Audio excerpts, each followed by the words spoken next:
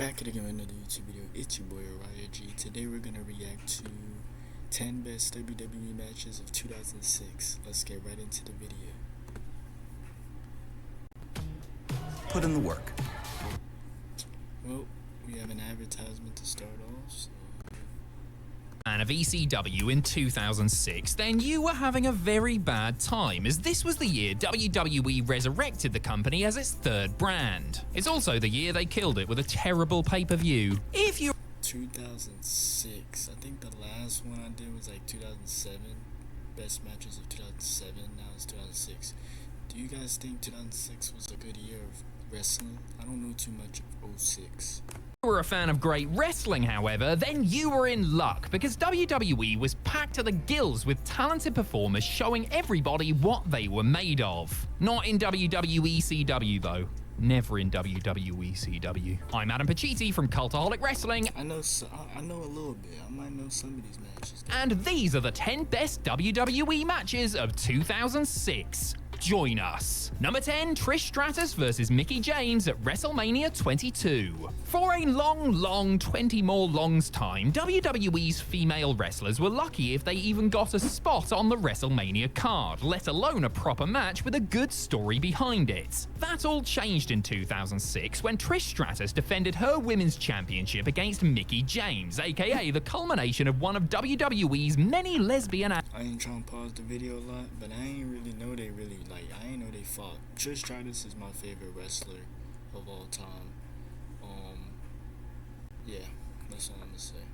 Angles from the mid-noughties. James, who had debuted as Trish's biggest fan before beginning to obsessively stalk her, turned jealous when the champ wouldn't reciprocate her love, leading to this bout at Mania 22, which was as personal as it was provocative. At this point in time, you couldn't have asked for two better female performers than this pair, and although they were only given 9 minutes, they made every single one of them count. I only say that because her retirement match, in Canada at WrestleMania. Was it WrestleMania? She was champion, and then she put on good rivalry matches with Lita. She was just a good wrestler in her time. The two worked a fantastic mentor versus student formula that displayed each woman. And another thing, like I said, I ain't trying to pause the video a million times. Mickie James, born in Richmond, Virginia. So, it's just, I ain't gonna say where I'm from. I'll say I know I'm from Virginia, but I ain't gonna say area. Just know I'm from Virginia. There you go. Woman's athleticism, technical ability, and ability to recover from a botch when Mickie completely whiffed a Stratus faction. Even with this little boo-boo and Mickie's obscene hand gesture that was edited out of future broadcasts, this was easily the best women's match in Mania history to that point, and it would be many years before WWE's fighting females bettered it. Number 8, Edge versus Ric Flair on Raw. One of the most infamous moments of 2006 took place on the January 9th edition of Raw. Edge, who had become WWE champion 24 hours earlier, celebrated in a manner befitting of his rated R nickname by trying to bump uglies with Lita in the middle of the ring. Hooray! Ric Flair, of all people, decided that this was too much, calling the champ dead in the bed and getting him so mad that he put his title on the line the following week in a TLC match. Despite the Nature Boy being as old as the Earth itself, he put on a great showing in his opponent's signature stipulation bout. With a rabid Carolina That man Ric Flair was wrestling for a long time. Crowd behind him, the Nature Boy dished out just as many ladder shots and big spills as he took, pushing Edge right to the limit in his quest to become a 17-time world champion. Unfortunately, that darned Lita helped her man retain the gold, despite him taking a tumble off a ladder through a table. This was a fantastic display from both participants, who played their respective roles perfectly to produce one of the best TV matches of the year. Number 8, John Cena versus Triple H at WrestleMania 22. 1 year on from his crowning moment at WrestleMania 21, John Cena returned to the I ain't even watched this match, this full match. I don't even think, nah. show of shows, only this time with a ticket to the main event. His opponent? Obviously, it was Triple H. He was surgically attached to the final Mania match during this era. You just knew that both men meant business because they both got special entrances. Triple H got his own Thor throne, and Cena had CM Punk disguised as a gangster. It should be noted that these two entrances most likely lasted longer than the Nikki Trish match from earlier, but that is a debate for another time. Though this was neither man's best match, they each pulled out all the stops to make it feel like a big-time fight, which is appropriate considering what the show's tagline was. We think of Cena now as the guy who always wins, but that trope hadn't really been established yet, so it was entirely possible that the game could have taken the title off him. In the end, the champion retained with an STFU, bringing to a close a fantastic main event clash full of drama, solid wrestling, and two compelling characters. Number 7, Chris Benoit versus Finlay at Judgment Day. 1 week after Edge and Flair's TLC epic, a young man named Fit Finlay made his WWE TV debut on SmackDown. When I say young, I actually mean 47 years old. The Belfast Bruiser would have quite the year, competing in Money in the Bank, winning the... Man, I think... See, Finlay, he was an underrated wrestler. Finlay, they should have made him... They could have made him champion, maybe, but he fit more in the mid-card scene, especially his gimmick, but, you know, he was definitely underrated. The United States Championship and having a banger of a battle on pay-per-view with an old WCW colleague. Finlay met Chris Benoit at Judgment Day after he cheated to beat the Rabid Wolverine in the King of the Ring tournament. These were two men who were known for hitting people very hard, and when the bell rang, that is exactly what they did. This match, the longest on the card at over 21 minutes, went back and forth many times over as each man would gain the advantage only to then lose it back to his rival. Benoit brought the suplexes, headbutts and submissions, whilst Finlay supplied his fair share of stiff strikes and dastardly schemes, all of which contributed to this picnic of pain. After a properly great effort, Hornswoggle's dad tapped out to the crossface after having one of the best matches of his career while pushing 50. Number 6, John Cena versus Triple H versus Edge at Backlash. 1 month after John Cena defeated one nasty heel with long blonde hair, WWE decided to test his resolve by putting him in a match with two nasty heels with long blonde hair. Honestly, where do they get their ideas? Edge, who had been warring with Cena prior to his feud with Triple H, joined the King of Kings and the King of... I'm pretty sure this is still like the time around when John Cena was the top babyface of the company.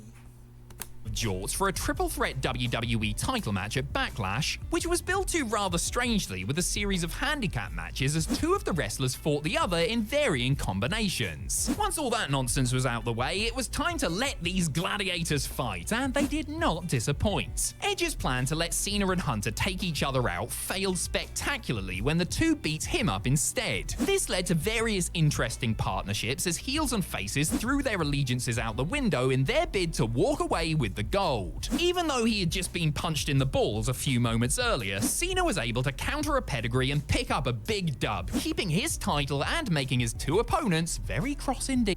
Better ingredients, better people. Come on now, really? We're watching a wrestling video and we get a... Yeah, come on now. Number 5, Paul London and Brian Kendrick versus Eminem versus the Hardy Boys versus William Regal and Dave Taylor at Armageddon. It's safe to say that WWE's tag team division didn't get a whole lot of love in 2006, save for one match at Armageddon. This was a 4-way ladder bout for the WWE Tag Team Championships, pitting champions Paul London and Brian Kendrick against Eminem, Matt and Jeff Hardy, and the former Blue Bloods William Regal and Dave Taylor. Chances are you may only know of or remember this match because of what happened to Joey Mercury's face. Jeff Hardy let...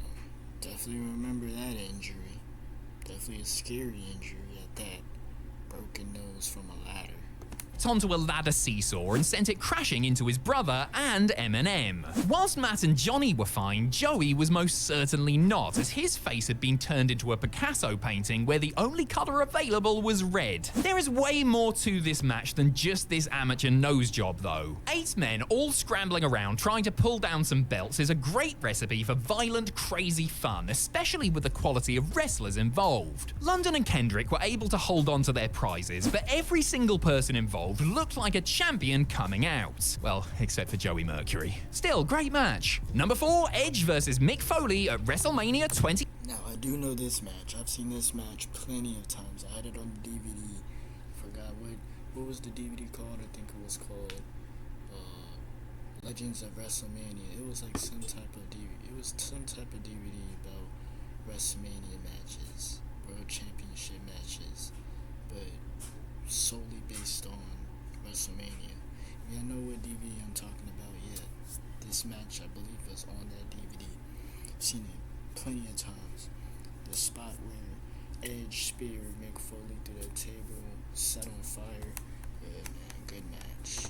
22. After special referee Mick Foley cost him a WWE Championship match on Raw, Edge politely took the legend to one side and calmly explained his frustrations. Just kidding, obviously, he beat the living daylights out of him. Edge and Foley met at WrestleMania 22 to determine whether Mick was still as hardcore as he was in his prime. To find this out, he would need to survive everything the Ultimate Opportunist was capable of, and oh boy was that a lot. To call this match a car crash would be to call the Titanic a small maritime accident. Edge did everything he could to keep the madman down, including chucking him into steel steps and hitting him with a barbed wire bat, but Mick just kept getting back up. Foley dished out plenty of punishment too, but the bump of the night took an equal toll on both men. In a moment that will deservedly live on in the WWE highlight reel for eternity, Edge speared Foley off the ring apron and threw a flaming table. This was enough to give Mrs. Copeland's baby boy the win and announce himself as a single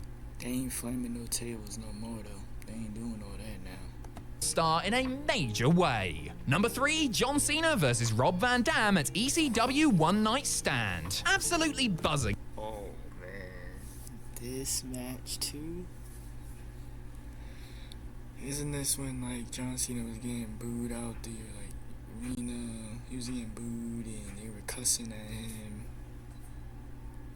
Pretty much Rob Van Dam won the match, right? It was like a double title. At the runaway success of the first ECW One Night Stand pay-per-view, WWE decided to reboot the hardcore brand and, well, we've already covered how that experiment went. The new era of Extreme kicked off with the second One Night Stand, which was main evented by John Cena defending his WWE Championship against Mr. Money in the Bank, Mr. Monday Night, Mr. 420, Rob Van Dam. RVD, who had never been world champion before, not even in the original ECW, was fighting for every single person who hated how Cena was being pushed down their throats. As for John, he was fighting for his own safety as the crowd were ready to tear him to pieces at the drop of his cap. The match itself was pretty good, with Cena working as a subtle heel, but it was the audience that elevated it to the next level. They were completely behind their high-flying hero, which created an atmosphere unlike any other in WWE history. Sure, Van Dam needed Edge's help to win, and Paul Heyman counting the pin made no sense, but honestly, who cares? This was one for the fans, and we absolutely loved it. EC Dub! EC Dub! Number 2, Kurt Angle versus The Undertaker at No Way Out. All plans for SmackDown's big World Heavyweight title match at WrestleMania 22 went up in smoke when World Heavyweight Champion Batista got injured in January. Thanks a lot, Mark Henry. Actually, I shouldn't have said that. He could crush me with one hand. With no He injured Batista? other option, WWE If he did, I don't even think I remember that. hit their big Kurt Angle-shaped button and moved him over from Raw to win the belt. After successfully defending the title against Henry at the Royal Rumble, The Undertaker made a spectacular return, setting up this match for the following month's No Way Out. Even though they had wrestled before, this was Angle in his wrestling machine era and Taker in the middle of a career renaissance. As a result, they absolutely killed it, putting on a battle of power, wits, and technical strategy that earned Kurt Angle versus The Undertaker sounds like a really good match anyway. I think, just them two really good wrestlers. Them in the same ring, competing. Yeah. every single one of the near 30 minutes it was given. For every big move that was hit, including the dead man taking an Angle slam through the announce table, there was one that was countered, which showed just how smart these two vets were. Truly a masterclass in big match wrestling. This was exactly what you would expect and more from two legends of the game. Number 1, Edge versus John Cena at Unforgiven. Is this the match where he AA'd him off the ladder? And then It was like a ladder match or something, or is this not the same thing? Months and months of terrorizing each other and trading the WWE Championship back and forth, Edge and John Cena decided to settle their beef. Yes, this is the match. Got it right. Once and for all at Unforgiven. This was a TLC match, Edge's second of the year, and if Cena won, he would reclaim his spinning prize. If he lost though, he would suffer a fate worse than death. He would be forced to move to SmackDown. Oh, the horror. By now, Cena and Edge had plenty of experience against one another, and neither contender put a foot wrong in this brutal encounter, which turned out to be one of the best singles TLC matches ever. The stakes, the match type, and the fact that they were fighting in Edge's hometown of Toronto resulted in something truly special, mainly because the defending... Come on now, really? Alright, that was 10 best WWE matches of 2006. You guys tell me what you guys want to see next down below. I got more videos coming. Stay tuned, subscribe, like, comment, and yeah. You're right. Out.